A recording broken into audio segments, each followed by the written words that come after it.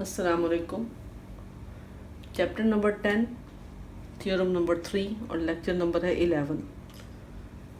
To tangents drawn to a circle from a point outside it, यानी circle से बाहर वाक़या किसी पॉइंट से गिराए जाने वाले दो tangent lines are equal in length. Here a circle with centre O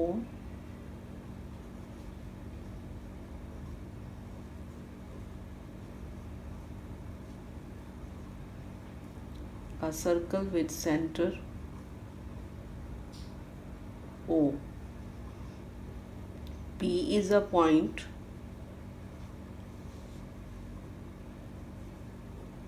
outside the circle.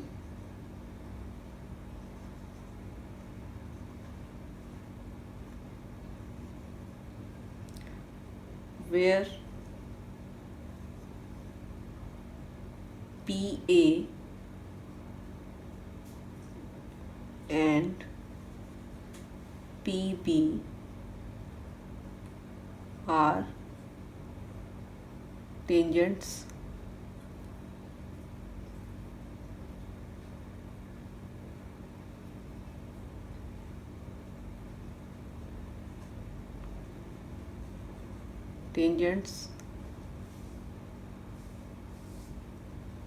to the circle। अब प्रूफ क्या करना है?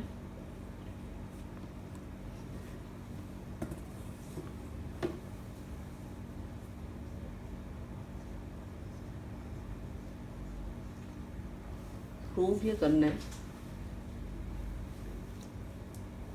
कि measurement PA is equal to measurement PB।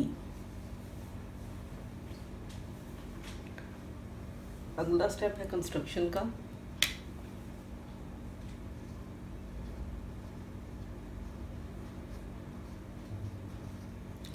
Construction में सिंपली P को O से O को A से B से और P से मिलाना है। इस स्केल के ज़रिए आपने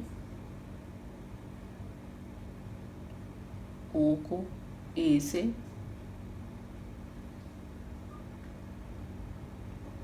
B से और फिर P से मिलाना है, या आपने स्केल के ज़रिए मिलाना है। जॉइन O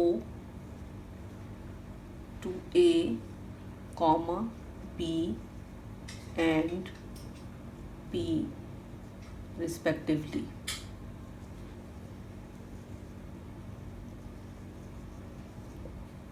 अब ये बात हम पीछे सीख चुके हैं कि टेंजेंट लाइन हमेशा सर्कल को सिर्फ एक पॉइंट पर टच करती है और दूसरे टेंजेंट लाइन हमेशा रेडियल सेगमेंट पर पॉइंट ऑफ कांटेक्ट पर परपेंडिकुलर होती है।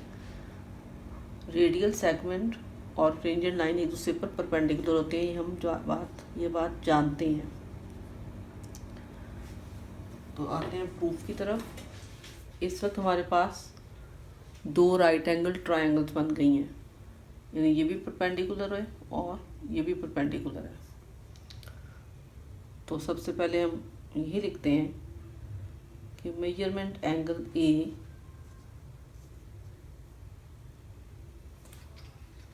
Is equal to measurement angle B is equal to 90 degree.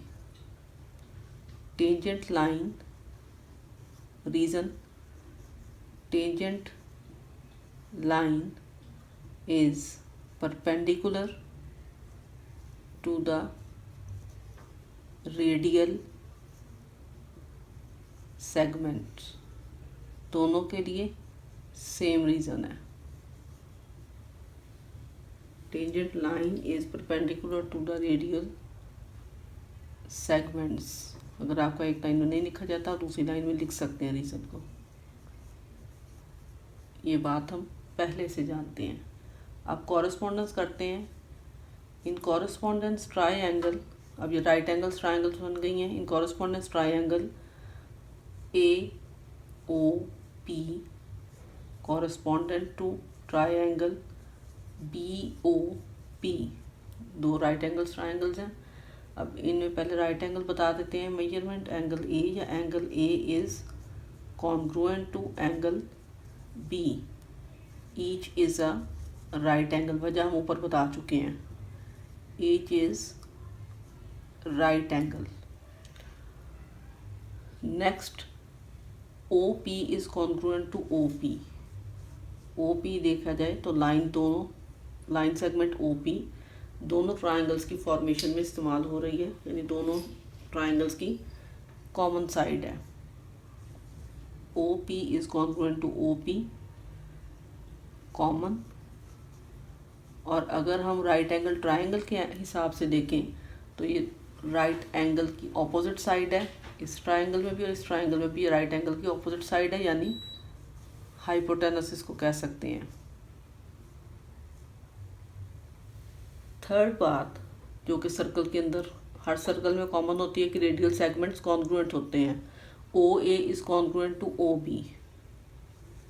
O A is congruent to O B. Radii of the same circle, एक ही सर्कल के दो radial segments हैं। Radii of the same circle. अब आपके पास दोनों ट्राइंगल्स की के तीन तीन एलिमेंट्स कॉन्ग्रुएंट हैं। इसका मतलब है triangle A O P is congruent to triangle B O P. Reason क्या बनी? राइट एंगल है, हाइपोटेनस साइड है। इसको RHS भी कहते हैं, लेकिन कॉमनली इसको इन जनरल HS कहते हैं। Hypotenuse side is congruent to hypotenuse side, क्योंकि RHS राइट हैंड साइड के लिए भी यूज़ किया जाता है। इसलिए ज्योमेट्री में जब भी आप थ्योरम को प्रूव करते हैं तो आप कंप्लीट वर्ड की बजाय HS लिखते हैं। ये इस पोस्टुलेट के तहत ट्राइंगल्स कॉन्ग्रुएंट है। अगर ट्राइंगल्स कॉन्ग्रुएंट हैं तो इनकी जो थर्ड साइड है, क्योंकि OP कॉमन साइड थी, OB और एक OA कॉमन कॉन्ग्रुएंट साबित हो चुकी हैं, ये रेडियल सेगमेंट्स हैं। अब थर्ड साइड ट्राइंगल्स की बची है PA और PB।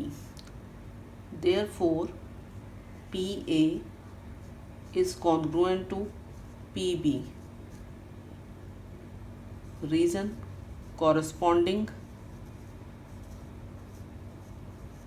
corresponding sides of congruent triangles।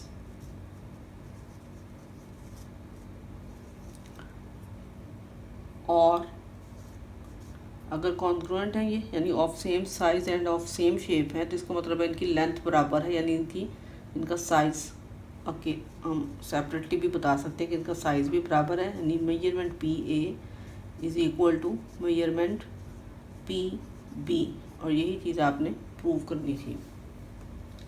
इंशाल्लाह ताला कल थ्योरम नंबर 4 करेंगे। अल्लाह हाफिज़।